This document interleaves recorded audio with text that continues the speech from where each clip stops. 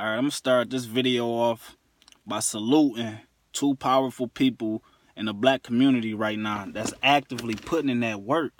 You know what I'm saying? So that black minds and black consciousness can rise to a level that'll help us deal with our own problems and issues. I salute you for dismantling or attempting to dismantle any and everything that goes against African existence, especially here in America. I commend you for the courage. It takes courage to go against a group or organization that's as established as the Nation of Islam. No disrespect to the nation, but after this information that has been revealed, I have a new light. I look at you with a different lens. Now, there are good aspects, but that don't mean that we can ignore the negative aspects. You know what I'm saying? And what Pharaoh was pointing out is that the Islam specifically are against black women. So yes, you can, as a man, you can get in there and you can build yourself up. But what are they doing for women?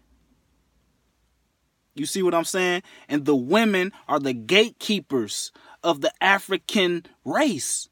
They hold all the value. And if you have an organization that does not allow a woman to exist, it does not allow her individuality to flourish within, that's not right for African people. And this is the problem we're dealing with.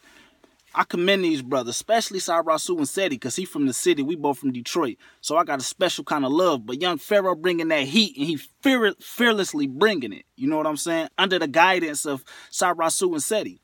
You know, but what I really want to focus on is that I want African people specifically to realize that it's not a good idea for Pharaoh and Seti to lose this battle.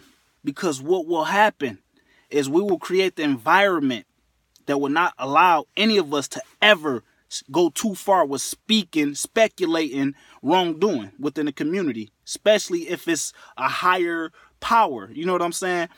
This is basically, them losing this battle is basically saying y'all better shut the fuck up and never speak again. So what I want people to do is understand that we need to protect these brothers.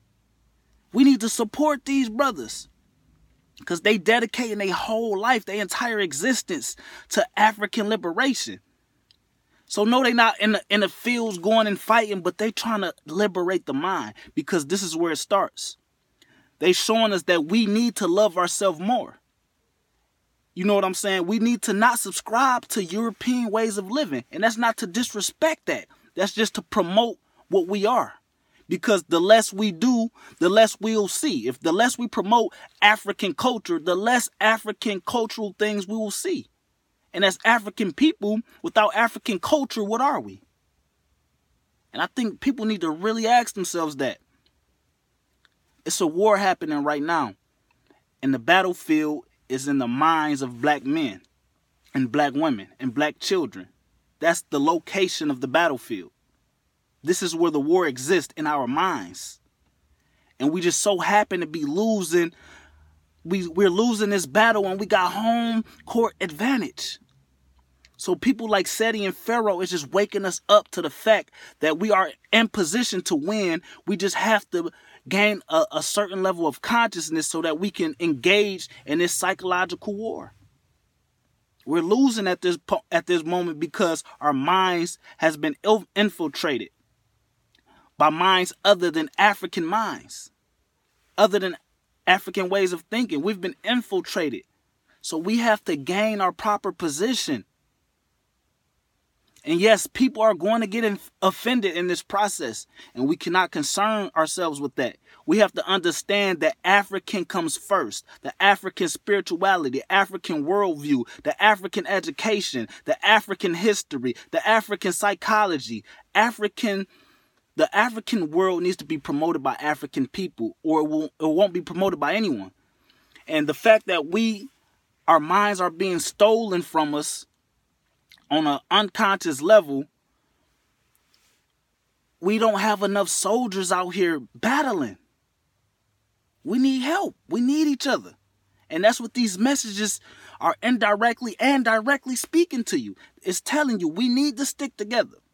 So if I got to show you tough love to wake you up, that's what I'm going to do.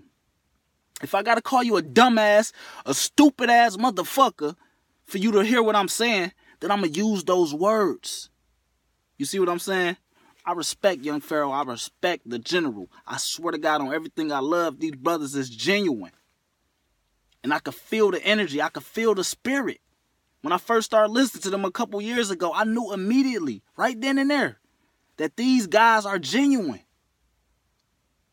They dedicating their lives to this.